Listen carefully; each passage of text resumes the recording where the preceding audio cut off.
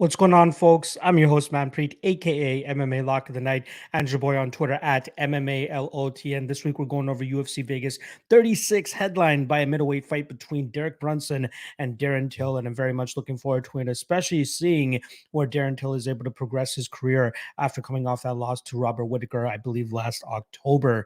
Very intriguing card that we have, 10 fights that we got scheduled for you guys this weekend. Very much looking forward to it, like I said. A couple other interesting fights sprinkled out throughout the card, right? We got Marcelo Rojo against Jonathan Martinez kicking things off, and that's a great fight. Julian Erosa versus Charles Jourdain should be fight of the night material. The UFC debut of Paddy Pimblett, which is also very good as well. I think Morono Zawada could be a sleeper fight of the night as well. And then obviously, a decent step up for Tom Aspinall, going from going from Andrei Arlovski to Sergey Spivak. Hopefully we get to see Aspinall kind of tested in that fight, go the full 50 minutes and see if he has what it takes, or at least can live up to what a lot of people think that he brings to the table. And then obviously we rounded out with that middleweight scrap between Darren Till and Derek Brunson. Off the top here, I do just want to quickly shout out a couple guys right here. So obviously we got the Anakin Florian merch going on. Always a big shout out and love to those guys out there. And then shout out to my guy, Nubian Bookstore, my guy, Marcus William. He's actually the guy that I went down to the Apex event with, and he hooked me up with one of his hats. So, I had to rep it for him at least on one of these streams that I was going to do. So I thought I might as well do it for this one right here. So once again, shout out to Nubian Bookstore. If you guys are down in the Georgia area, make sure you guys go check him out if you guys are looking for some books, whether it's for yourself, your kids, whatever the hell it is. My guy is running a very successful bookstore down there. So make sure you guys go support him and check him out. I don't really know what else I want to say before actually getting into the true podcast here.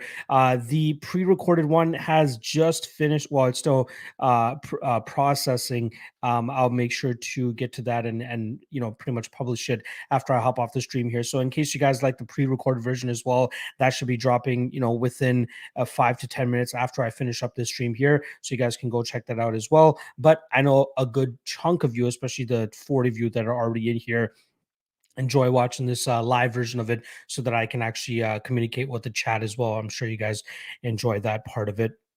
If you guys haven't already, make sure you hit that like, hit that subscribe. The best way to support your boy. Then obviously the Patron is another way to go about it. $5 a month gives you access to, all the official bets as soon as I post them. Best bets and props article, which I'm going to crank out after this stream as well. Prize picks tips, which is another thing that will be available later this evening. And a great Discord community. I love those guys over there at the Discord, always keeping things lively, always keeping things popping, always talking about any and every fucking thing. So shout out to guys over there. That is definitely a big value point of my Patreon for sure. So I'm glad that it's been able to get to that point. And again, shout out to all the guys that keep it busy on the regular. All right, let's see what the chat is saying here, and then we'll actually get into the podcast. I will warn you guys, within about 15 to 30 minutes, Alfred might lose his shit because somebody's going to be coming home. So I will, I'm going to mute my mic at that point and then get back to it once he's settled down. So let's just get into this bad boy. Let's see what the chat is saying here. I will say, slightly still dealing with nose issues that I had last night. And I can't believe I didn't come prepared with any Kleenexes or anything like that. So this might be a shitty one, but it wasn't as bad as last night. I said that I was going to do the live stream for you guys last night, but god damn, my nose was leaking like a motherfucker. I don't know what the hell the issue was. It's a little bit better now. I feel it a little bit. It might come out, while I'm doing the podcast here, but still, hopefully it's not as bad as last night, which it hasn't been throughout this day. The last thing I'll say, actually, before I get into the chat, I got my beautiful webcam back, which is why the quality on this should be good. Let me actually look on over there at the YouTube stream. Yeah, god damn, it looks nice, clean, and crisp. I hated the other one that I had to deal with, or at least my laptop webcam that I had to deal with for the last 2 weeks. Thankfully, my mother-in-law did ship on over my webcam that I forgot over there when I went to go visit them. Speaking of my mother-in-law, she did help me start off my pretty much my Lock of the Night merch. The link is in the description below. It's for Grey Barn Handwork. That's actually her company, and she's been doing all my merch except my my hats. But we got shirts, hoodies, mugs, all that shit on there. So make sure you guys go check that out. We have like the Lock of the Night logo, or we have that MMALOTN versus the bookies one that a lot of people seem to enjoy. So if you guys want to support your boy a little bit more, make sure you guys check out the merch page in the description below. All right, let's see what the chat is saying, then we'll get this thing moving along. Chase Collins, love the timing, perfect timing. 420, you know what it is, but I am not 420'd up right now. I got this stream to do, then I got an article to write up, and then I have my Propping You Up podcast to do a little bit later with my guy John Stargarian. So I can't wait for that. Beers and MMA, appreciate you stopping by. Mystic Sosa, I'm right here, my guy. Olajuwon Dream, you already know. Dude, you look good on my new iPad Pro. That's good. Again, it's the webcam that I was fumbling on the last 2 weeks. MMA Locker Room saying, what up, small beard? I am actually in the process of growing it back out. So the only thing that I've been doing for the last couple of weeks is just trimming up the sides up here, but I am definitely going to try to get the length back now that winter is pretty much around the corner, and I love having my face covered up. So we'll see how that growth goes. The funny thing is, when I go back and watch some of my podcasts, just so I can like kind of remember what my thoughts on certain fighters were, so I don't have to run the tape again, it's hilarious seeing the transformation of my beard throughout those podcasts. So that's fucking awesome. Moy's audio saying Patty sucks. I may echo those sentiments when we get over to that matchup. Derek is saying you're in the Patty hype train or not. You'll find out very shortly, my friend. Andrew Marchenko saying card is kind of shite. Probably a couple fights going to fall off before Friday, but Locke is still bringing us the banger with the James Cross and the boss man Eddie Shaw. Yeah, I was going to let you guys know. I was going to let you guys know actually a little bit later in the podcast, but yeah, if you guys haven't been following me on Twitter, I dropped the news yesterday that for the Ultimate Weigh-In show tomorrow, I'm going to have James Cross back on, and I'm actually going to have Fight Ready's Eddie Shaw. So I'm going to have two mastermind head coaches, one of them fighter and head coach, but one of them head coach. They're going to be stopping by the show and helping me break down this card from beginning to end. So I can't wait to chop it up with them. Very much looking forward to that. That's tomorrow at 9 p.m. Eastern, Ultimate Weigh-In show. Mario Barriault saying Jack Shorn, Tom Aspinall for the money. Gotta say, I like half of that. My guy Ruger Kev in the chat, appreciate you stopping by. Love it live with you, homie. Appreciate you, Phil. Olajuwon saying, you already know I hit that like damn right. October 30th, mark the day. Parlay Piotr Yan, Islam Makhachev, and Hamzat Chimaev, safest parlay of the century. Again, not completely sold on Hamzat yet. This is definitely a good step up for him with Li Jing Liang, but I definitely do like those other two spots. Kenan Omer Basic saying, is it Parker fight weekend? Hey, we already cashed on him, so let's just chill out. Nicholas West, good luck on your bets on Saturday, brother. I appreciate the love, my guy. The Gaming Wolf 87, what's up, Lock? Looking forward to this card. It's going to be a tricky one. I absolutely agree. MD saying this card is really tough to bet on. I don't see any locks, and that includes Jack Shore. There is two spots I'm looking at, which I'll talk about once we get through this. Dennis Lee, yeah, what's up with the runny nose? I have on too, something in this TOA. I'm not sure, man. I don't know. Like nothing else is messed up with me. No sore throat, no coughing, nothing. It's just my nose. No, like actually, I was sneezing fucking a lot yesterday. But outside of that, it was pretty. It was just all my nose. Gaming Wolf, I do like some underdogs. I'm still not high on tail. I want to fade him this week. I got burned out on him the last two fights. Again, one thing people got to remember, even though you got like fucked by a fighter the last time, every fight is a new matchup. So don't try to parlay what you saw in the last fight. Take some things obviously, but every fight is a new puzzle that you need to answer. William Miller saying, I need Morono to give me the candy. I like it. Buppeter's saying, no, it's my new M1 iPad Pro. Perfect. I'm glad that it looks fucking legit.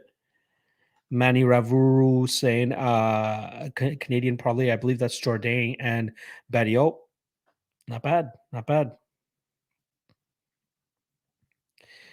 Buppeter's saying, need some lotion. Really? I did lotion up my face. Don't worry. PSSA's 31 saying James Cross was on spot on last time. Yeah, I think his lock of the night play essentially was Irene Aldana over Yana Kunitskaya, so he absolutely killed it. Richard Price saying UK Invasion Parlay. I think that one's going to bust, honestly. Mario Burrell, Brunson decision. My guy Marcus Williams in the chat, the guy whose hat I am repping here. I love the underdog value for Brunson. Thanks for wearing my hat, Nubian Bookstore. Love my guy Marcus over there. Hopefully we can link up for another Apex event before the end of it. Where did you post his picks last week? I couldn't find it anywhere. Are you talking about me or James? But James does his ESPN show. I believe it's on the ESPN MMA channel now on YouTube. So make sure you guys go check that out. Robot Chicken Wings is saying, I already know Lock is fitting Aspinall. We'll see. We'll see. Phil is saying could be seasonal allergies. Probably. About Better is saying it's a whole new world for me. Make content will improve as well as my workflow. Good luck with that. Jack944 is saying released in the business. I appreciate it, brother. All right. Average Joe saying love Till this week. Brunson is a tailor-made matchup for him. I gotta say, I agree with that. All right, let's move on. Let's get right into the podcast here. We're already 10 minutes into this bad boy. Take a quick swig of water there.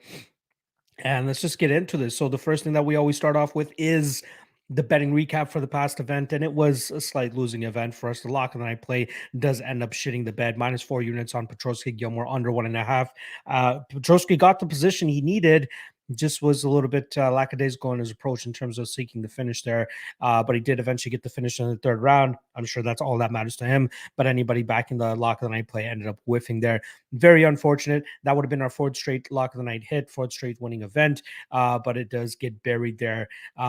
I was, very much considering Brian Battle as my lock of the night play, and I'm not sure what actually pushed me over the edge in terms of taking the Petrosky under instead. But I know, statistically speaking, and just looking over my record, I am much better picking straight picks rather than going with totals. So for the rest of the year, I'm not going to hold myself to it in case I see an under that's absolutely screaming my name,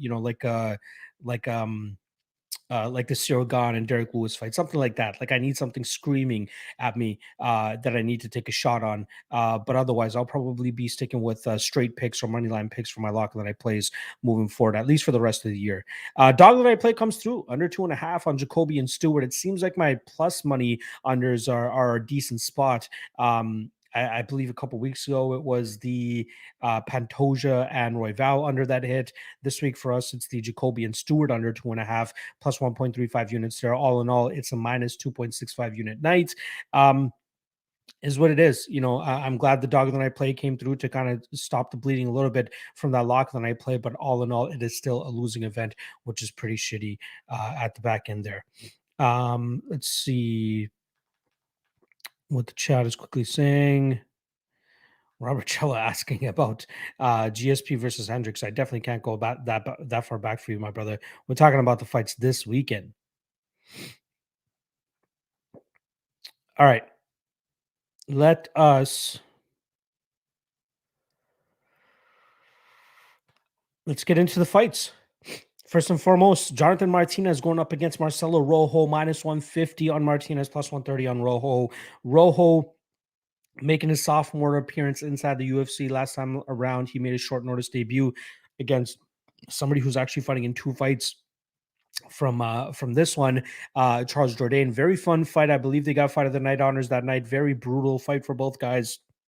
Ultimately, Jourdain gets his hand raised by knocking out Rojo in the end, near the ending of that third round. Rojo showed some good grit, showed some good pressure, showed the ability to kind of just push his opponent back.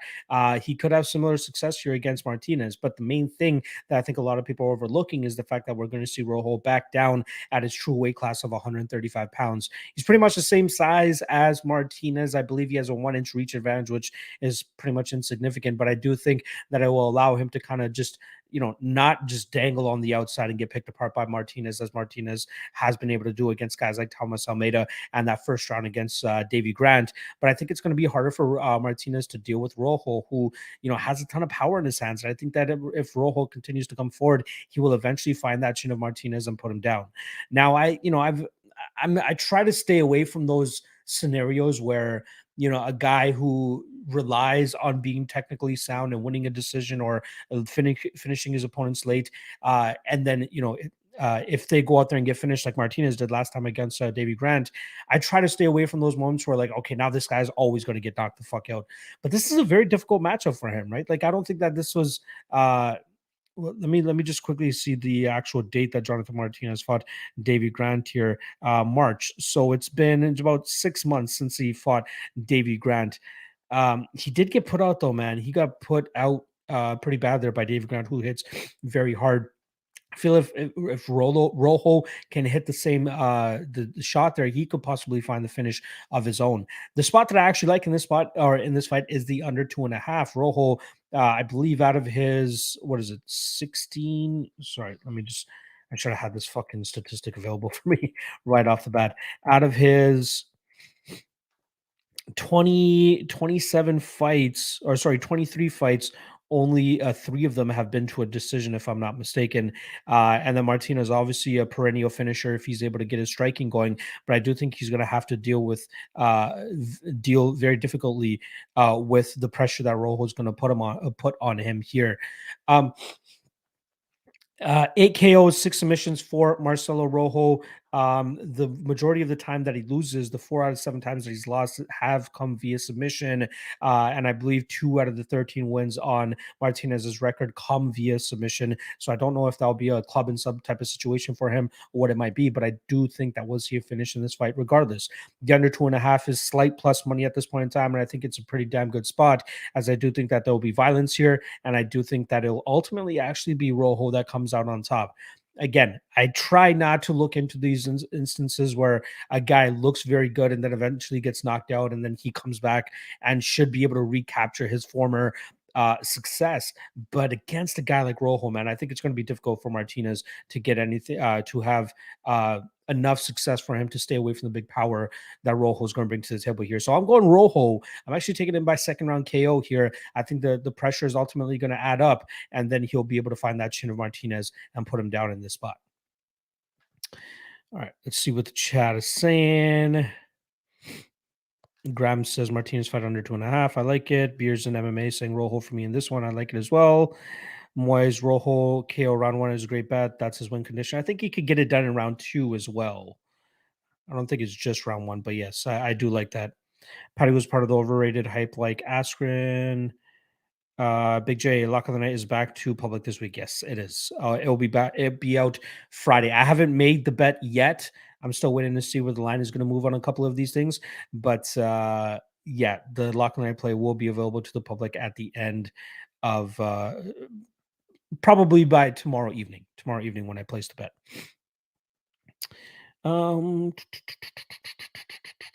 Gaming Wolf 87 thoughts on going under for the first fight. I agree. I like it. Gramson, good chance somebody going to sleep. I like it. Gaming Wolf 87 Rojo might be able to put some takedowns, so that could be interesting. Possibly. MMA Aiden is saying, "Yep, got the under on Rojo." Average Joe agreed. Martinez still too young, and Green needs some more time to develop. He looks good, technically speaking, but dealing with a kind of a banshee-ish type of approach from Rojo is going to be difficult for him, in my opinion. Graham saying Martinez works best at range. Rojo won't give him the space he needs. I agree. Frederick saying, damn, already had Martinez early. Robot Chicken Wings saying Martinez is kind of overrated. He's been looking damn good, man.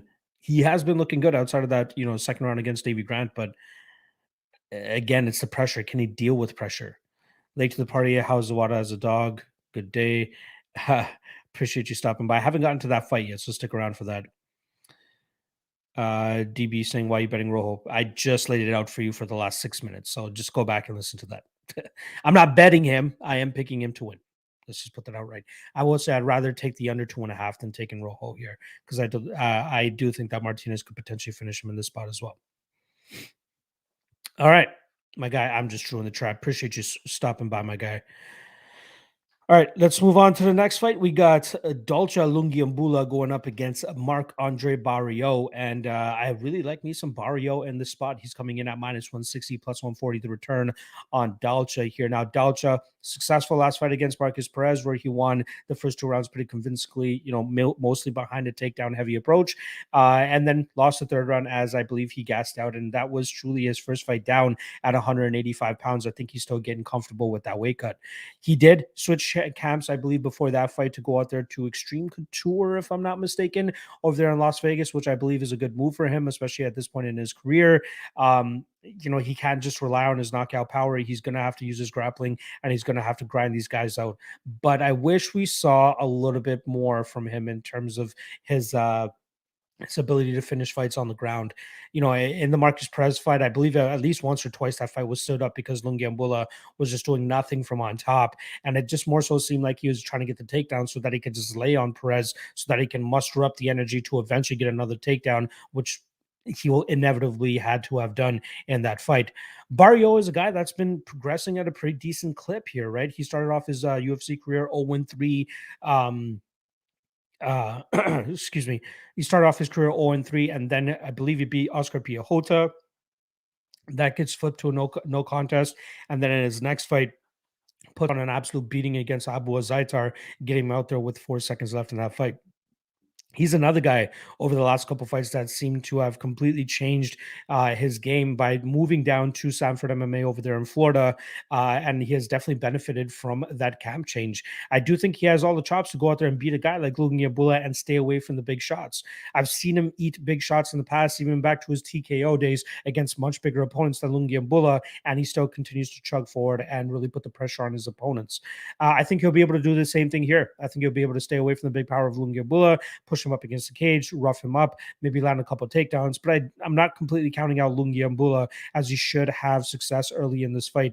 But as the fight starts to drag on, I think Barriault will slowly start to take over. And I truly think that Barriault has all the chops to actually go out there and finish Lungiambula in the third round of this fight, especially if they try to keep up a high pace of, what Power Bar does. Barriault does that. He stays in his opponent's faces and he just does not let them breathe. He does not give them an inch pretty much. And I think that once Lungiambula starts to slow down and once that, after he lands a couple takedowns here in the first round against Barriault, and as Barriault continues to get back to his feet and just continues to push the pressure, I think that's at that point we'll start to see Barriault just stay in his face, dodge the big shots, roll with the big shots, and then eventually, clinch fuck him, grapple fuck him, do what it takes. And then I actually think he finishes him in the third round of this fight as well. So I like me some Barriault. One of my bigger spots for this week, and I do very much like him here. I do think he matches up very well against Lungiambula. I think Lungiambula's path to victory here is pretty much knockout, which I don't think is very admissible considering Barriault's durability. So yeah, I like Barriault here. I like Barriault decision or third round KO. I'm definitely going to be poking that Barriault third round. Let's see what it's currently sitting at. Barriault round 3 plus 760. So the hounds are definitely already on it. Barriault by decision currently sits at plus 250. So not a bad spot on either side here, but I do think we'll see Barriault finish this fight late. Let's see what the chat is saying here.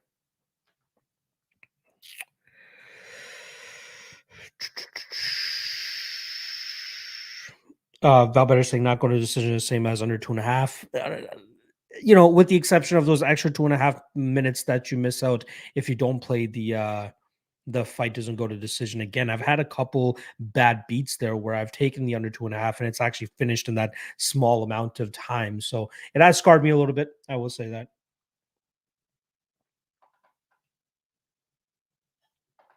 Boys audio with a great point about the last fight.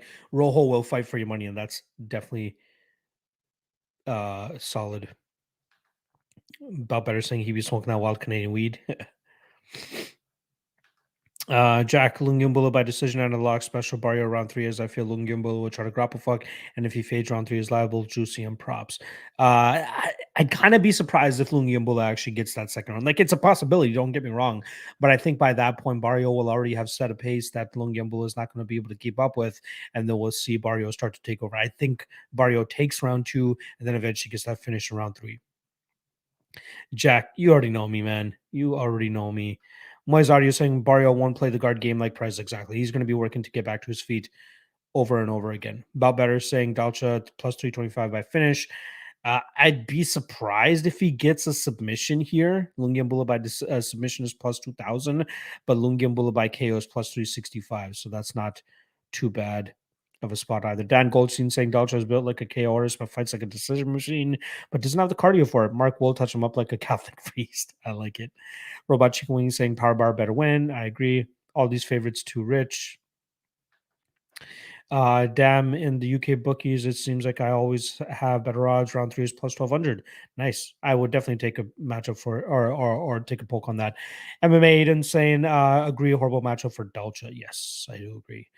All right, let's move on to the next fight here. We got Charles Jourdain going up against Julian Erosa, minus 180 on Jourdain and plus 160 on Erosa. This fight should be fun, right? I think this is a spot where you could potentially target that under 2.5, which I believe is actually currently sitting around minus 150. Now it's up to minus 175 at certain places, but this fight should be absolute violence. Now, I did see a headline earlier today saying that Julian Erosa is going to go out there and look to grapple fuck for 15 minutes so that he can secure a victory here. I wish I listened to it, um, just to see if he was saying it, kind of like a bullshit type of thing. But that could also be, mind games, right? I do believe Erosa took a grapple heavy game plan in one of his past fights where he knew he was going to be outstruck, and now, coming off a knockout victory to Sung Woo Choi, he could be wanting to play it a little bit more disciplined, right? I do think that if he loses this fight, he'll still probably get at least one more shot, but coming in on short notice here, 150-pound catch weight fight as well. Erosa normally obviously a 145er, but on short notice was not able to make the weight. But this should be a damn good fight. There's a reason the UFC put this fight together, and this is a reason why Jourdain was like, you know what, fuck it, let's do 150 pounds. I don't really care. I just want to fight, and I believe that this guy will bring out the fight of the night type of performance for me, or a performance of the night type of bonus for him as well. I like Jourdain here, and not as much as most people. I see a lot of people out there throwing out he should be the lock play. A lot of people are saying that to me. Erosa is a fucking veteran. He has almost 2 to 2.5 times more experience than Jourdain. He has some decent power in his hands. He has some awkward movements of himself, sneaky submission game as well. Jourdain has shown some issues in terms of dealing with grapple heavy approaches in the past. And if Erosa truly wants to take that, I think he could be successful with it. So I don't want to read too much into his interview. I think it's going to be a slugfest. I'm actually going to take Jourdain by first round knockout. Again, the under 2.5 is not too bad. Could be a potential parlay piece as well. But I do think we're going to see some violence in this fight. And I do think it's going to be Jourdain who actually pulls off the victory here. Jourdain, very durable. We've definitely seen him take big shots in the past. And I think that it's actually going to work out for him here, where he's going to be able to eat the shots of Erosa and then eventually catch him with some sort of counter. So I do like Jourdain here. And I think he knocks out Erosa probably in the first round. Under 2.5, like I said, very sneaky. And Julian Erosa by submission, plus 645. I don't know why I thought it would be at least 4-digit plus money, but it is what it is. I do like Jourdain here. Jourdain by knockout. Josh Lazar is saying lock. I'm not sure if he's saying that to me or if he's saying it to Jourdain, because Beers and MMA is also saying Charles Jourdain inside the distance. Average Joe saying already smashed 2.5 minus 140. I like that as well. Moise Audio Rosa's striking defense is still some of the worst. Yeah, he leaves his chin too wide open at times. Not a good look. Dan Goldstein, I'm kind of so exposed to this fight that my nuts have a chill. I'm all over the violence props, but 150 catch rate, Juicy being bigger worries me, but his chin dex is trash. Yes. Agreed. Good fight here. Both guys bang. Yep. I have a bad feeling about this fight, but once again, feel if fight doesn't go to decision is a smart bet and it has decent value. I agree. For street fights not to go the distance parlay, I don't mind it. I might have to pull a trigger on that myself. Dan Goldstein saying Jourdain's takedown defense is bunk, but his get-up game is solid. Yes, he has some decent jets off of his back, depending on who has taken him down. But yeah, his get-up game is not that bad. But better. Rosa needs that team alpha male Feely game plan. Yeah, I don't think he'll be able to implement that, to be honest. Rosa Chin can break with the jab. Josh Lazar, I appreciate you saying it to me. Appreciate you stopping by. I'm considering becoming an MMA fighter. Good luck. Dan Goldstein, Rosa Chin will break in a stiff freeze. Jourdain's takedown defense is suspect. I absolutely agree. Moise Audio loving what the chat is throwing out there for you guys. All right. Let's move on to the next fight here. We got Jack Shore going up against Ludovic Sholinian. Sholinian obviously coming off the Ultimate Fighter. he lost his second fight to Ricky Tercios, who ended up winning the whole damn thing. And Jack Shore, I believe, was scheduled to fight somebody else before they had to pull out, and Sholinian steps in on short notice in this spot. Very tough spot for Sholinian to come in on short notice and try to out grapple a guy who will more than likely out grapple him. Jack Shore, 14-0, a very bright prospect. I believe he's only 26 years old at this point in time. Good for him to continuously go out there and get this experience, because I do think he has a bright future. And I think that his grappling game, his scramble ability, and his ability to just put the hammer on his opponents is going to be very difficult to deal with for a lot of fighters.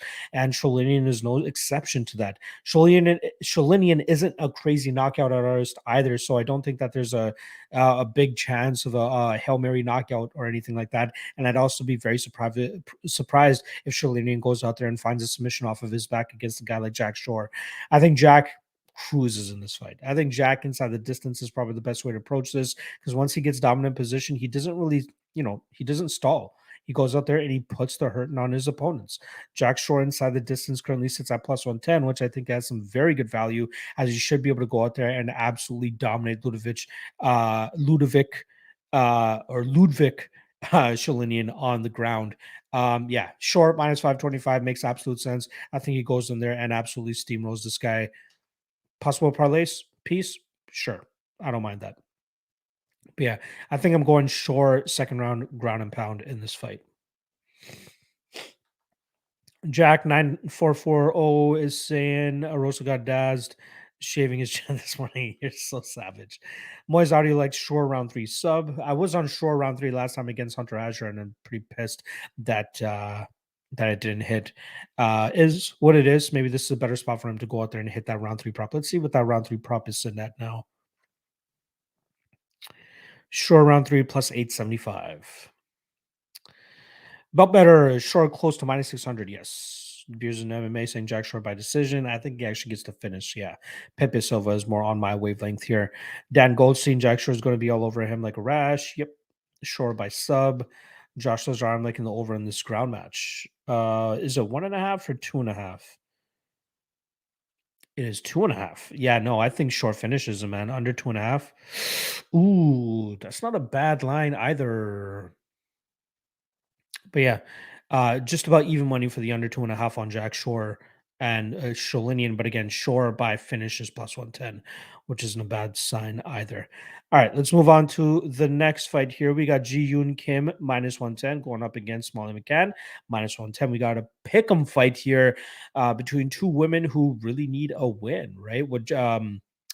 With Molly McCann, she's obviously coming off that loss to Lara Procopio, where she opened up as a massive favorite. Public money came in, including myself, and we saw that line get drive down to pretty much a pick'em. We did get Procopio roughly around plus 100 come fight time. The fight before that, she loses as a minus 220 favorite against Tyler Santos. Both those spots, happy to cash on those underdogs. And I think that this is another good spot to go out there and fade Molly McCann. Molly McCann's going to be at a 10-inch reach disadvantage as well as a 3-inch height disadvantage. And I think that Ji-Yoon Kim is going to absolutely torch her on the feet in this fight. I think she just sticks the jab out there and just stays behind it. And I've had from good authority that apparently Ji-Yoon Kim is very much working on her takedown defense over there at Syndicate MMA, putting together a solid game plan and knowing that she will have the striking advantage if this fight stays vertical. I do believe in the fact that she will have developed her takedown defense enough to be able to stuff the shots of Molly McCann, who, again, not the greatest takedown artist, although, you did see it against Ariane Lipsky. But I do think she'll struggle here to take down the much bigger and rangier Ji-Yoon Kim. I think this is a great spot for Kim, to be honest. If I was back to my ways of having more plays than just my lock of the night and dog of the night play, Ji-Yoon Kim will probably be like 1.5 to a 2-unit play in this spot. I think she's great. I think she has all the chops to go out there and absolutely torch Molly McCann on the feet. I've seen some takes. I'm taking the over 2.5 in this fight. And yeah, historically speaking, both women have been quite durable, and we haven't seen many finishes on either side other than when Ji-Yoon Kim was able to take out Nadia Kasim 2 fights ago. But that was an absolute mismatch in that fight. McCann is durable. I do think she'll be able to take the shots that Kim is going to be throwing out there on the feet, but I think there could potentially be an opportunity for Kim to finish this fight. I am ultimately going to take her to win this fight via decision, but Kim by KO at plus 1160, plus 850, I think is absolutely insane, as I do think she'll have much success in terms of keeping this fight vertical. And then from there, it should just be her game. So I got Kim. Kim by decision, but I will possibly poke that TKO prop as well because I do think she'll have tremendous success keeping her on the feet, and then I just don't think Molly McCann will be able to remain competitive in the striking realm. All right, let's see what the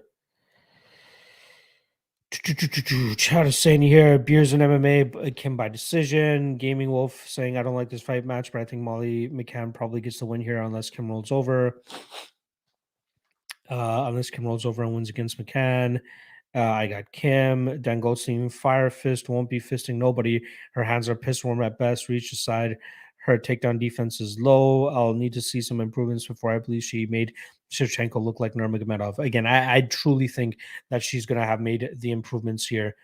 Anthony Shevchenko is the lesser Shevchenko. Yeah, exactly. That fight will obviously steer you away from Kim in this spot, but I do believe that she made the changes that she needs to, especially moving her camp over there to Syndicate MMA and then just drilling takedown defense to the death. So yeah, I do like Kim in this spot. Average Joe, like Molly on DK with takedowns upside. Again, Molly's not this crazy takedown artist, right? Like she had success. Let's just pull up the statistics real quick and against who she got them against, right? Molly McCann. 29% takedown accuracy, 1.64 takedowns per 15 minutes. Not bad. And takedown defense, 28%, but that's something we're not really going to have to worry about here. But she got taken down 7 times by Lara Procopio. She didn't even attempt to take down in that fight, which makes absolute sense. Against Tyler Santos, 0 of 4 on takedowns. Against Diana Belbita, she obviously goes 5 of 14 on takedowns, but crazy that she missed 9 of those takedowns. Ariane Lipsky, 2 of 2 on takedowns there. Absolutely grinds her out there. Beats her on the feet for the most part, actually. Lipsky does get back to her feet relatively easily. Molly McCann against Priscilla Cachoeira, 2 of 11 on takedowns for only a minute of control time. And then the Jillian Robertson fight, she doesn't decide to take that fight to the ground, but Jillian Robertson successfully gets the takedown in that fight. I will say this, 5 of 14 takedowns for Molly McCann in the Diana Belbita fight, but only 3.5 minutes of control time. So, yeah, I think Kim's going to make it very difficult for McCann to go out there and grapple fuck her. And then I think that Kim is just going to let it go on the feet.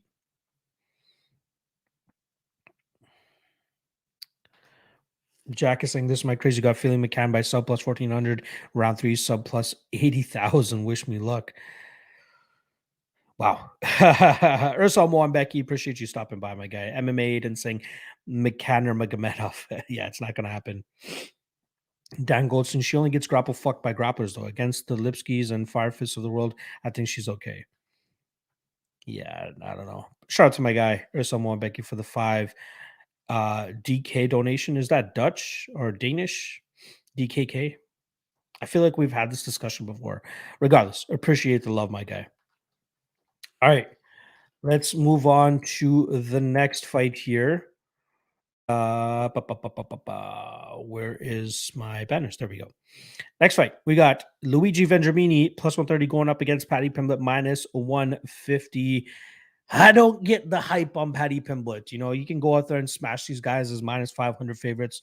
Good for him. But once he comes to the UFC, you could potentially get exposed. And this is a very tough first fight for him in this spot. Vendramini, obviously a BJJ black belt, has a ton of submission victories on his record, but also has a ton of power in his hands, which I think is going to be very important here for him in this fight against Pimblett. Pimblett seems like he has the majority of his success when he's able to grapple fuck his opponents, get the TKO on the ground and pound, or the submission victory. But I'd be surprised if he has that amount of success against a guy like Vendramini here.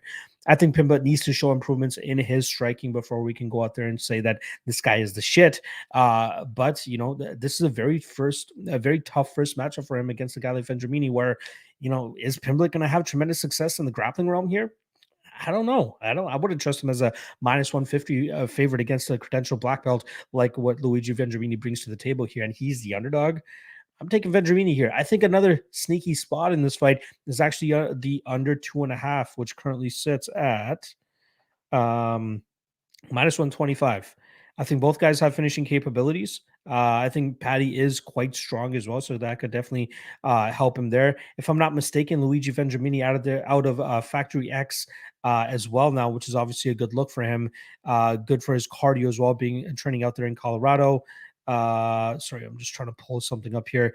But yeah, I'd like Vendramini in the spot, man. I do think that he'll eventually catch Patty Pimblett and then eventually submit him, probably in the second round in the spot.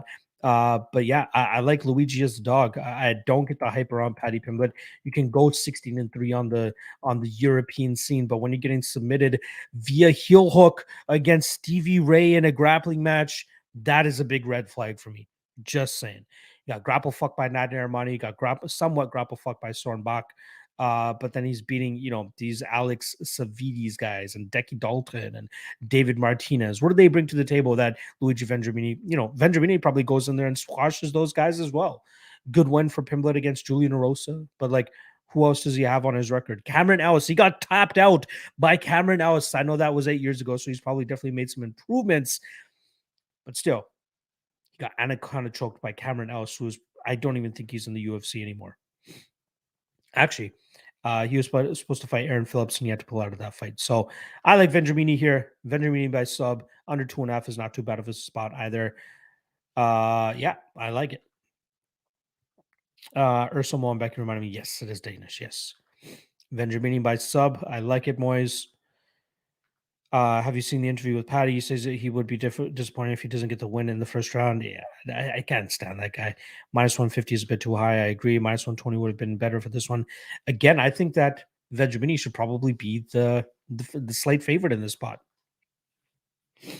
Average Joe Dogger passed for me, but I feel like we'll get a robbery decision since the UFC is going to try and push him. I can't read into that. Dan Goldstein, now you're talking my language. I think Patty with the sus fight name is overhyped. He has a slew of bums on his record, and Vendramini is better standing. Patty ain't flying triangling him. Yes, I agree. Watching the Vendramini UFC debut, thought he won the first round against Lesky dos Santos. I kind of feel an upset here. I agree. Shout out to my guy Alex Ramirez in the chat. Maiden saying LMA, bro. L to Stevie Ray. Luigi would fuck Ray up in the mat. Exactly. David Dean, UFC has devoted a lot of space on Fight Pass to promote Patty. Again, he's had this hype around his name for like the last 3 or 4 years. If I'm not mistaken, the story is that like he was offered a contract with the UFC, but wanted to get more money. So he stayed with Cage Warriors and said, let me just go do my thing over there. And then you guys will pay me what I deserve. I need to be paid. Then he took a couple L's on his record. Then he just disappeared. Right. So the hype has been on him for a while now. I remember even before Connor truly blew up, everybody believed that Patty would be the next Connor. That's why I think they're devoting all this space on Fight Pass for him, because he has a bit of a name. He has a following. If you're on Fight Pass and have Fight Pass, more than likely you know who Patty Pimblett is. So I'm not going to read too much into that as why Patty should win this fight. I'm not saying, David, that's the reason why you stated that, but I know that a lot of people are pointing to that as to why Patty will win this fight. Someone compared Patty to Connor, so there's this comparison. Yeah.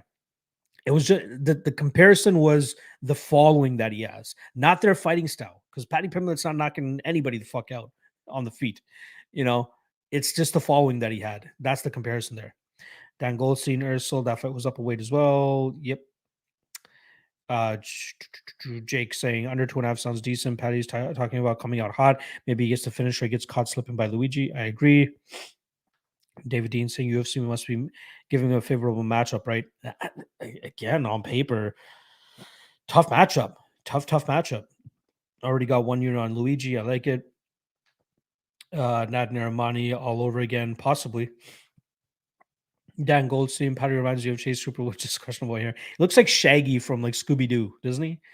He looks like Shaggy fucked Owen Hart, RIP, the late great Owen Hart. It looks like they had a baby, and it's Patty Pimblett.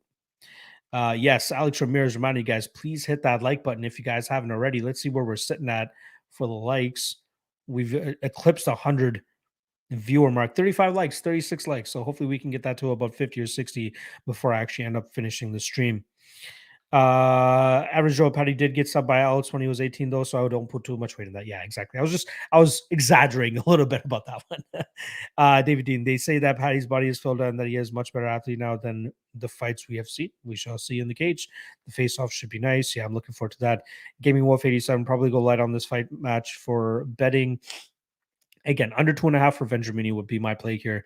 Moisardi, the key is Patty's wrestling. He does some mistakes, which might be fatal. Head position, yeah, could get choked the fuck out. And Maiden is saying weird matchup if UFC wants to give Patty a layup fight in his debut. Yeah, this is no layup. Moise saying give Alex the wrench. I know he's a very solid dude. I might have to one day. I might have to. Appreciate the love, Alex. Kawabunga, from my point of view, it seems like the majority of people are taking Luigi. If you like Patty, then I'd wait. Pimblett side is definitely going to come down. I agree. My nose is starting to act up, and we're getting closer to the end of this podcast, so I'm hoping that I can get through it before you guys see some fucking snot coming out of my mouth. Dan Goldstein, his hair is ethnically Lithuanian despite not being Lithuanian. Google J in betweeners, my us friends. That's what people from the UK call Patty. Interesting. I'll check that out. I'm thinking you are going to lose on Vendramini. That's how this gambling shit works. Let's see how it goes, Josh. Pepe Silva, they're going to lower in Patty from the Raptors on Saturday. That is, oh God. Too soon, Pepe. Too soon. Vinny, appreciate you stopping by. Everyone here should hit the like button, show some love. Yes, I agree with that. Alex Shamir is saying Patty will get subbed. I hope so. All right, let's move on to the next fight here. I believe we got 4 fights left. I believe that was the first fight on the main card as well. So if you guys haven't already, hit that like, hit that subscribe. And yeah, I will be back later this evening as well for propping you up with my guy, John Stargarian, giving you guys the props perspective of all these fights. And again, I always love chopping it up with my guy, John. All right, let's move on to the next fight here. We got Khalil Rountree plus 130 going up against Modestas Bukauskas minus 150. Very weird fight. I can't really get a read on the over under for this fight. Feels like a trap, feels like a spot like the Pragnell fight where I could potentially go the full 15 minutes.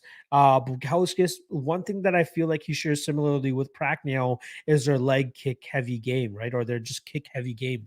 And I think that will be very important for him here against Rountree, as he should go out there and just continuously disrupt the flow of Rountree, or Ty Leal, as a lot of people like to call him, after he went out there and whooped on Eric Anders for 15 minutes.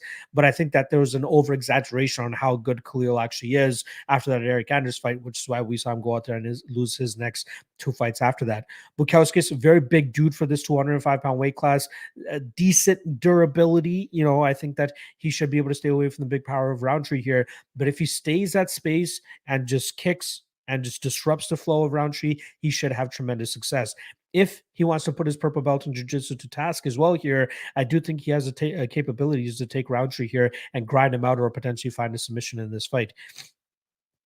I think the potential spot to attack here would be the over 1.5 at minus 140, a little bit chalky, but I do like Bukauskas in this spot. I do think that he outpoints Rountree. I think he's going to look fresher the later that this fight goes, and I think he'll have tremendous success just staying at range and kicking Rountree. Obviously, he has some hands and some good elbows, and he's a big boy, and he can definitely do a lot of good work in the clinch, but I just don't think that Rountree is that guy that a lot of people expected him to be after that Eric Anders fight, and we've clearly seen it after his last 2 fights. So if he takes a page out of Pragnell's book, stays at distance, kicks on the outside, and just stays busy, gets out of the way of the big shots around you, counters effectively, Bukauskas should have tremendous success here.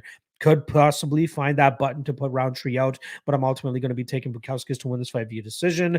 Again, very weird fight. I think I'll be just staying away from it all in all in terms of any action that I have here. I want nothing to do with it. So I'm going Bukauskas by decision, but very small confidence here. Gaming Wolf saying I like Rountree here. Alex Ramirez likes Bukauskas by decision. I think my man has been stalking me because surprised that he was able to guess that right off the bat.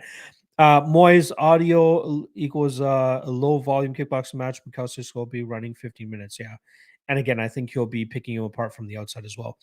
Here's an MMA saying Rountree for him by inside the distance. Cowbunga saying still mad at Rountree for that round 3 against Pragnell. Yeah. I had the under 1.5 in that fight, and I paid for it dearly. Dan Goldstein saying if Bangkok ready Rountree shows up, he will decapitate Modestus, but the variance in his performance is unbettable. I absolutely agree. Never bet on a vegan Rountree. Jack saying this fight is the equivalent of pulling a girl in Thailand drunk. Cowbunga, we don't speak of that fight. It gives me a rash. Average Joe Dogger pass for me. Favorite Rountree with a higher level of experience. I agree. I wouldn't agree with the dogger pass situation, though. I think that Bukauskas could win this fight. Very suspect proposition. Ursa Mwambeki saying Bukauskas last opponent is not a really heavyweight, in my opinion. He could have taken him out if he stood on that gas and started backing up. Yeah. Michał Oleksiejczuk. That guy could be a 185er, right? It doesn't seem like he cuts much weight to make 205. Would love to see him at 185 if he decides to go down there. MMA is saying after the Pacquiao fight, I can never bet on Rountree. I had so much on him by KO. Ooh, that sucks. Again, I was big on the under 1.5 there, so I got pretty much burnt in that fight too. Beers and MMA, these guys have been coming back from retirement, have been doing some good stuff. Again, I can't confidently back Rountree in the spot, so I am going to be taking a Bukauskas to win this by decision. Next fight up, we got Alex Morono minus 130 going up against David Zawada plus 110. I've seen nothing but love for David Zawada in this spot. If I'm not mistaken, he was roughly a plus 175 at the opener, plus 165 on the opener. And money has been coming in on him, betting him all the way down to plus 110 in this spot. Not a lot of people thinking that Alex Morono has the chops to go out there and beat a guy like Zawada. Other than me, I think that Morono has a pretty decent shot of winning this fight. You know, he has a very good output, very good activity, stays in his opponent's face, doesn't let them breathe, and he has a black belt in BJJ to truly help him stay out of any trouble if Zawada does successfully take this fight to the ground.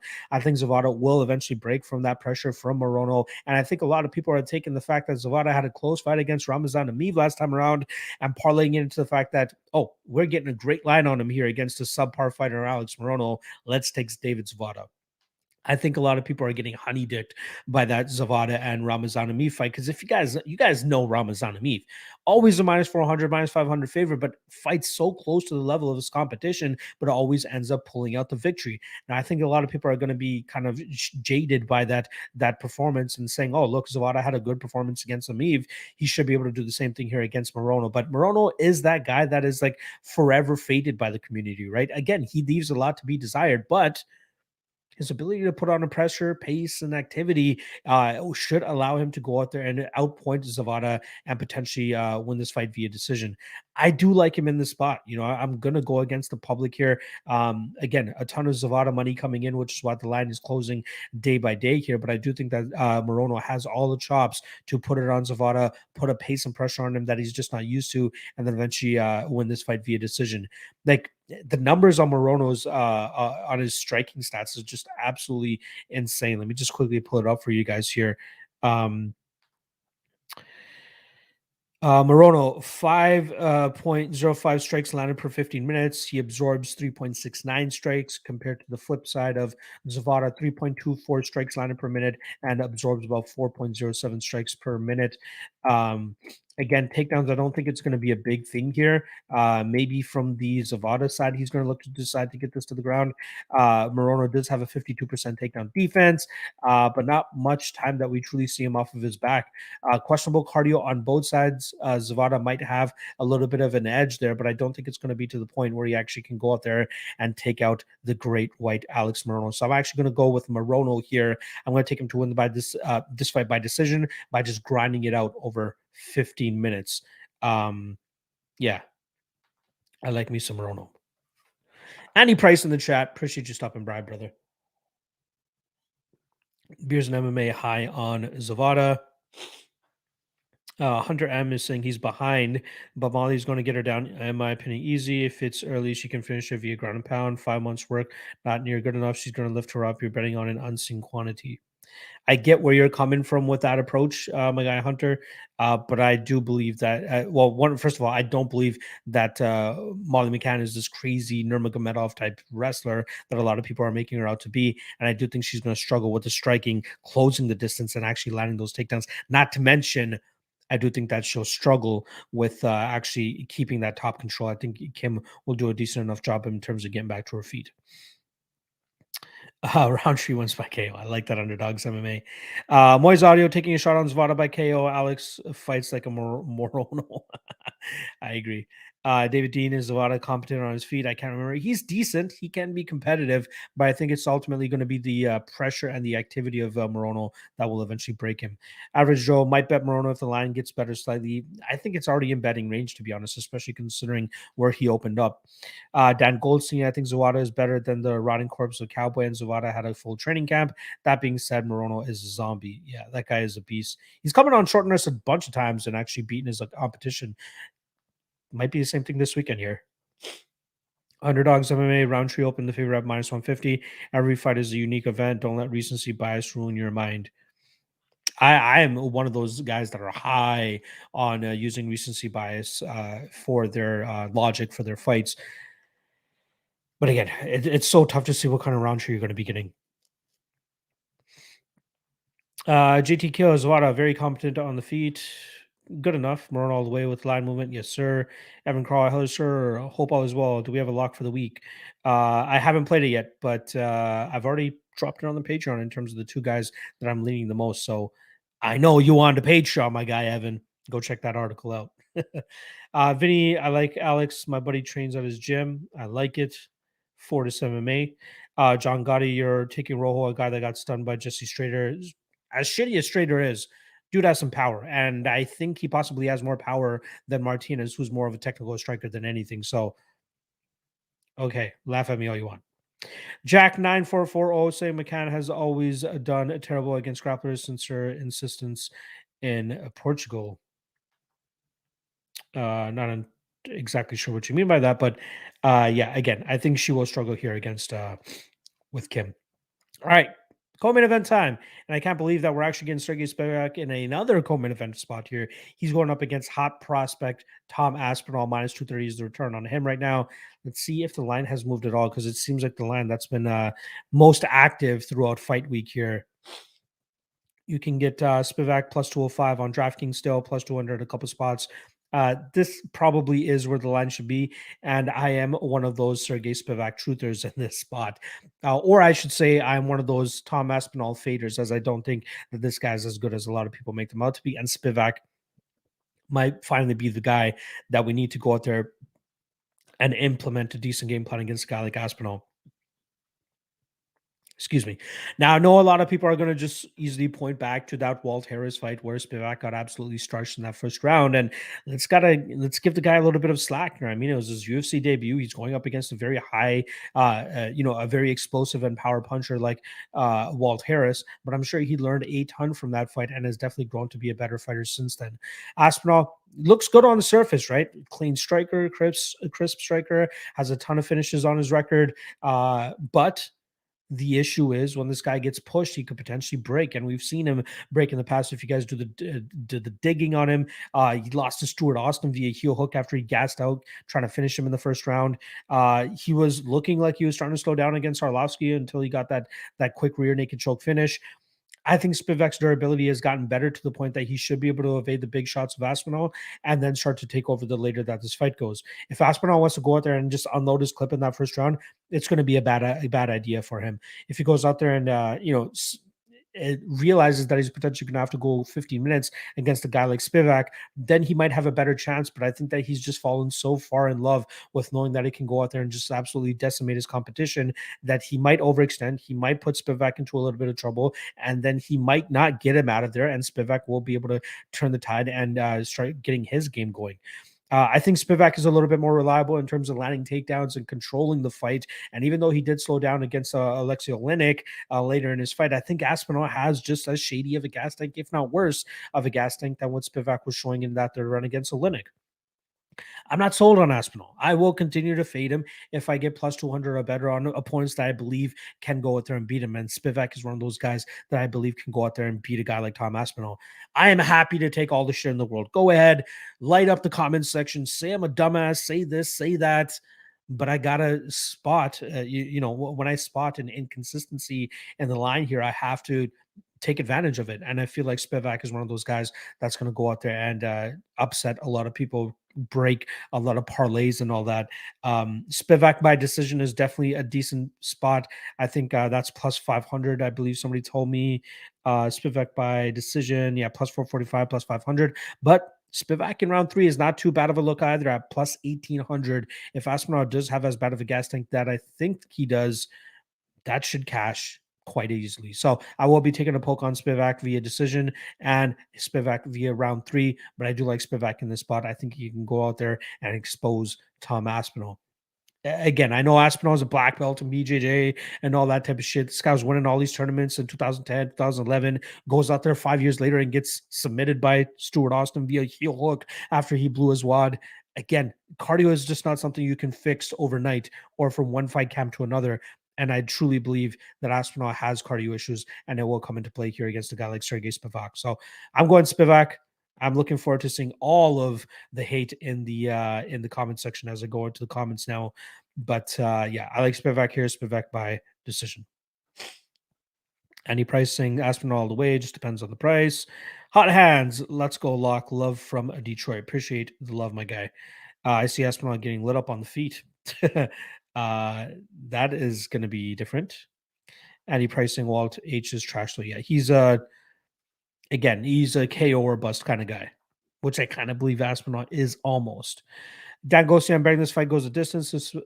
If Spivak had a full camp and not sure I'd be on the ice bear. One thing a lot of people are kind of overlooking in this fight as well is that Spivak was actually scheduled to fight Aspinall before he pulled out and Andrei Arlovski pulled in. So Spivak has already been preparing for Aspinall in the past, and I'm sure they have a game plan that they're working out that they should be able to go out there and implement in this spot. David Dean, recency bias is real for sure, and so is confirmation bias. The bias for us to stick with our previous opinion, even while we are seeing evidence to the contrary. Correct. We gotta, we gotta alleviate ourselves from both of those things to be able to be successful in this predictions game. Dan Goldstein, we need to see Tom outside of the first, preferably deep into the second and third rounds. I agree. Spivak underwhelmed me enough against Olynyk to not touch this fight betting wise. I think a lot of people, I called Spivak by decision in that Olynyk fight, and I think a lot of people out there expected Spivak to go out there and finish a guy like Olynyk. I wasn't that guy. I knew he needed to take a very calm, disciplined approach, and he could not get caught in anything, especially on the ground here against a guy like Olynyk. Sure, against a guy like Jared Vandera, who had nothing off of his back, he could go balls to the wall, but he had to be very patient and disciplined against a guy like Olynyk. Otherwise, he was going to find himself getting memed, subbed by a fucking 70-year-old Alexei Olynyk in that fight. So I think people are overwhelmed or underwhelmed by Spivak because they expected him to finish him. I was not one of those guys. Or someone, Becky Aspinall said, I'm a lot different than these heavyweights. Don't know about that, bro. Maybe he's drinking his own Kool-Aid. Josh Zar likes the over 1.5. Can't say I don't. Oh, minus 1.5, or sorry, over 1.5 is pick 'em odds. I don't mind that. I really don't mind that. Beers and MMA can't get behind Spivak. He looked awful against Olynyk. Also, him coming in on short notice, but agree the Aspinall gas tank is worrisome.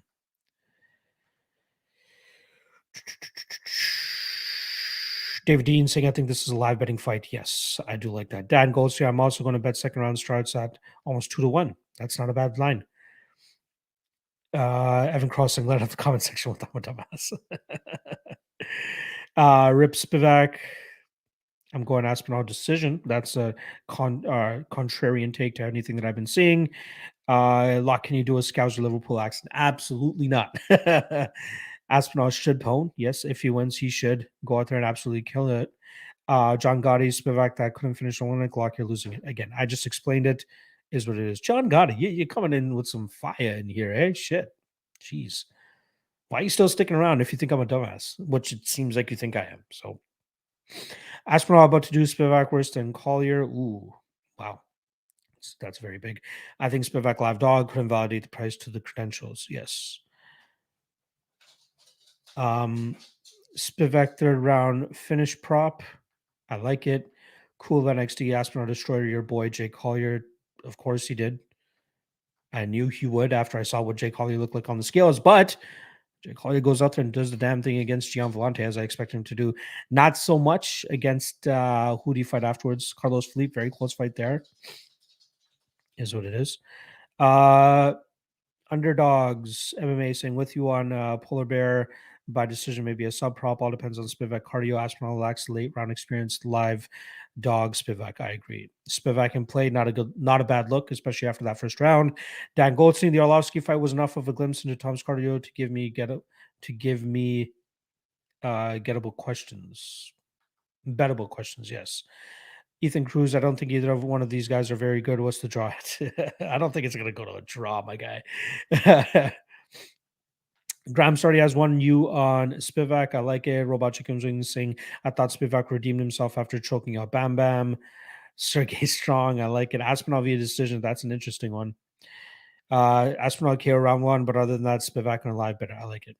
Cowabunga saying Harry, a sense of Harry decision. I think that favors Spivak, if anything. Pepe Silva saying Tom Gaspinall will get it done this weekend. I think he covers his price tag. For him to cover his price tag, he needs to go out there, get that first round knockout, which still won't answer the questions that we have about Aspinall, which is even better because we'll get a better price on future underdogs that are going to be going up against him. But we just have to wait and see who those guys are. Swoosh plays games. Sergey Damon, he's being underestimated. I hope he gets the upset. Yes. Don Goldstein, if this goes to the decision, it'll be greasier than a bad French fry. All right. That's a wrap on the co-main event there. Main event time. Always like to take this time to remind you guys, hit that like, hit that subscribe if you haven't already. I think we peaked at around 120 live viewers. Shout out to you guys. We're at about 50 right now. So hoping for that 60, 70. And since we have over 100 live viewers, it'll be nice to feel got over 100 likes as well. All right, main event time. Actually, last thing I do want to say about this as well, now that we actually have 120 live viewers in here, propping you up. Me and John Stargarian are going to be going live at 8 p.m. Eastern tonight to go over this card once again from a prop betting perspective. But then tomorrow night, Ultimate Weigh-In Show, 9 p.m. Eastern. One of the biggest shows I've probably ever done. We got my guy James Krause coming through once again, and we got Fight Ready Zone Eddie Cha coming through. So we have two masterminds, one coach / fighter, and then one full-time coach. Very excited to see what they have to say about this fight and these fights altogether. So make sure you guys tune in tomorrow night, 9 p.m. Eastern. Big Ultimate Weigh-In Show coming for you guys. All right, main event, Darren Till, minus 165. Derek Brunson, plus 145. The takes that I've kind of been seeing out there after I finished my own pre-recorded breakdown of this is volume. Lack of volume from Darren Till. This is not one of those fights, in my opinion, that we need to worry about the volume of Darren Till. I think Brunson showed all we needed to see in his last fight against Kevin Holland, that he is struggling to keep a guy like Kevin Holland down, which he did successfully, obviously enough to win the fight. And I bet him in that fight. I bet him in the Edmund Shabazian fight as well. But he showed that he struggles in the striking realm. Later fights go, especially with him, using all of his cardio, using all of his energy to keep his opponents down. He is going to struggle to keep Darren Till down. He will struggle at certain points to even get him down. And then when this fight is in the striking realm, it's all Darren Till. Sure, Brunson does still have some knockout power that I think a lot of people are overlooking, but I do think it's not going to come into play here, as Darren Till should do a good job in terms of evading those big shots from Brunson. But I think Till, low volume or not, he's going to start putting his strikes together, and he's going to make Derek Brunson feel it. Brunson's going to shoot for his life. Darren Till will sprawl on his head. Darren Till will just get back up to his feet and then start letting it go on Brunson once again. I don't think this fight hits the scorecards. I think Till... Alfred, hey, give me 1 second.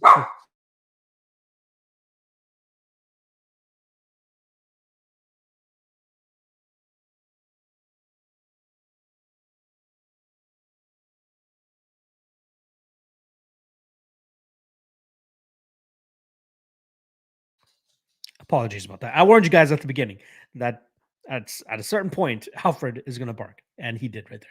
All right, now that we got that out of the way, like I said, I think Darren Till is going to finish this fight, probably third or fourth round. He could even finish it earlier if he wanted as well, if the opportunity presented itself. But I will give Derek Brunson some credence. I do think that he will have success in terms of landing a takedown or two, but I think he's going to struggle to keep Darren Till on the ground. Will Derek Brunson ground and pound him for a finish? I don't think so. Will Derek Brunson find a submission? I don't think so. And I think the finishing is going to actually come from the Darren Till side of things here. I think Till gets this fight upright, and I think he eventually finds that knockout blow. I know he's only had 2 knockouts in his UFC career, but I don't think he's fought somebody who's going to be as much of a fish out of water as Derek Brunson will be when this fight is in the stand-up realm. I believe the widely available total here is actually the 3.5, and we got the under 3.5 at -140. Again, I could possibly go over that. I'm going to be playing the Darren Till round props as well. Round 3 plus 950, round 4 plus 1550, and round 5 plus 2350. Again, I really like Darren Till in this spot. As soon as this matchup was announced, I felt like I was going to be on him. I ran the tape, and it still feels good to me. I feel like he should be able to put his punches together and eventually get Brunson out of there in the 3rd or 4th round of this fight. I remember holding those Brunson tickets when I had that Kevin Holland bet, and anytime the fight was vertical, I was so scared. I was very nervous that Brunson was going to get clipped by something. Now he has a much heavier and better striker in front of him who has better takedown defense. Yeah, it's going to be difficult for Brunson to have as much wrestling success as he did late in this fight as he had against Kevin Holland. So I think the 5-round thing actually helps Darren Till here. Brunson should have success early in this fight, but as the fight starts to wear on, Darren Till will eventually find that knockout blow if he hadn't already in this first 2 rounds. So I'm going Darren Till knockout 4th round. Feeling pretty damn confident about it as well. I think that this is a great stylistic matchup for him here. All right. Let's see.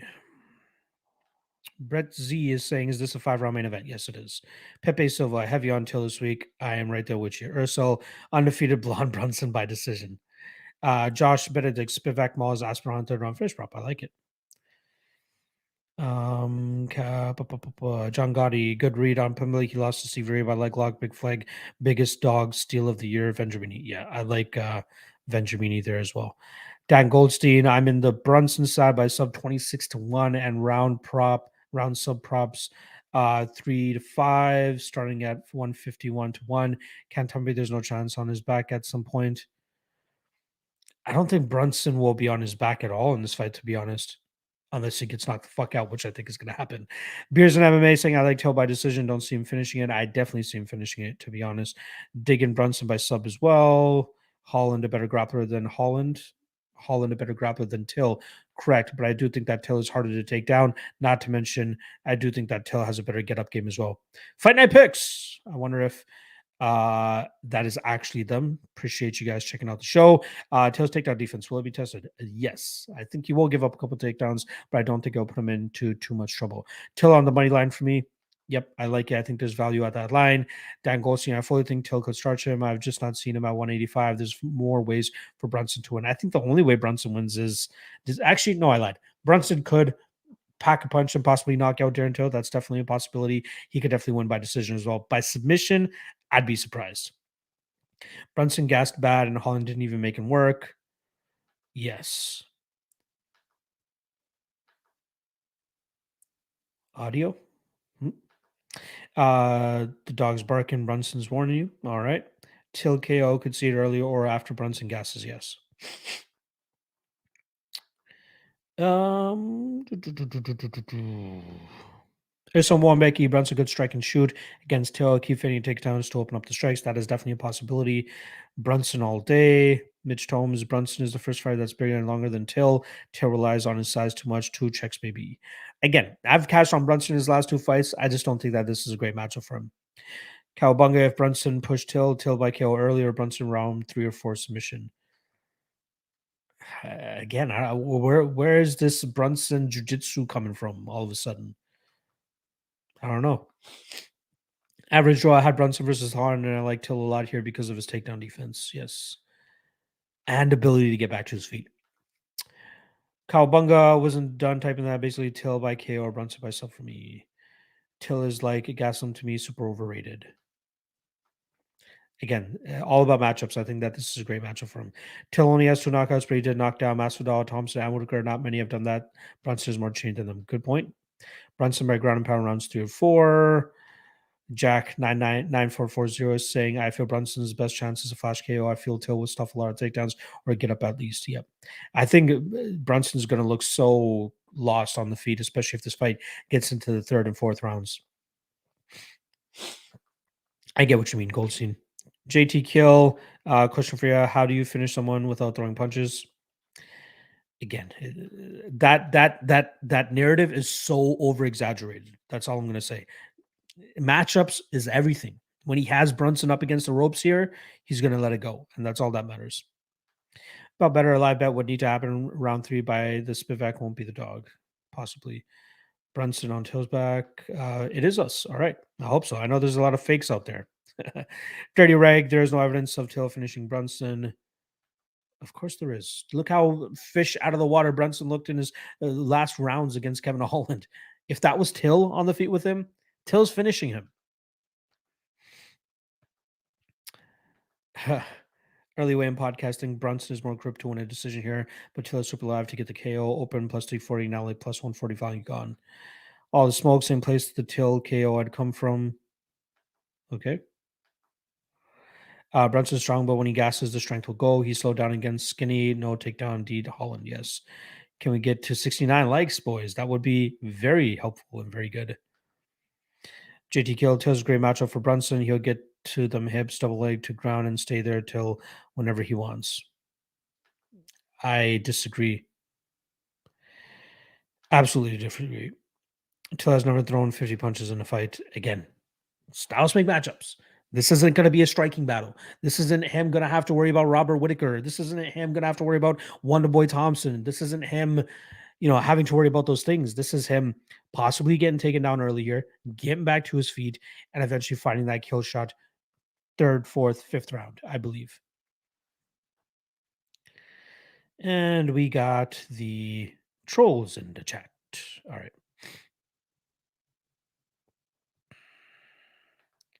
Dirty Reg, after the fight, remember what you said. I always do. It's the people that say the other shit, get it wrong, and then never come back or never speak about it again. Dirty Reg, you could absolutely be correct. And I've actually seen you in my stream a lot, so I do respect your opinion, obviously. But it's just those guys that just come in, talk all the shit, and then just leave. Not saying you're one of them. But I'm always as transparent and open and will absolutely accept my losses if that's what happens. Wrestling one, Becky Locke, what was your reaction to Abdul Razak's sudden head kick finish 17 seconds out of nowhere? Yeah, that was absolutely crazy. I thought that D. Carico's durability was going to be good enough, but god damn, that head kick would have put anybody down. This isn't going to be a striking battle. It better be for Till to have a chance.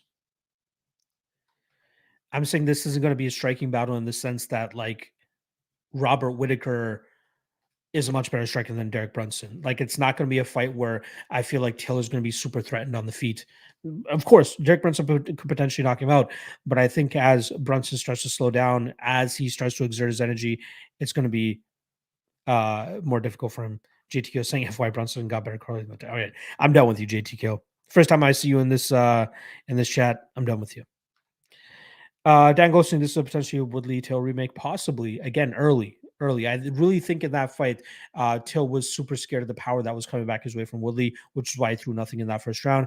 Then he throws something in the second round, gets countered. I'm sure he's learned from that. I'm sure he's gotten better. All right. That's pretty much a wrap on the breakdowns here. All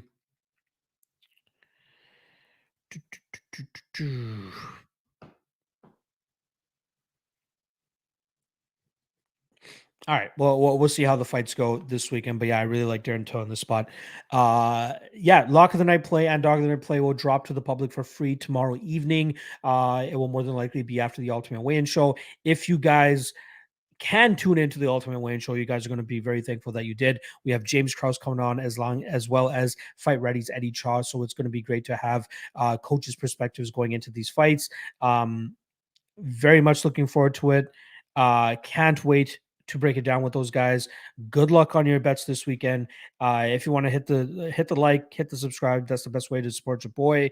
And then if you want to support a little bit more, the Patreon is the way to go. $5 a month, super cheap, definitely worth the bang for your buck, and you won't regret it. All right, appreciate the love as always. And I'll see you guys in a couple hours. Actually, I'm going to be going live at 8 p.m. as well to talk props with my guy John Stargarian. So I'll see you guys at 8 p.m.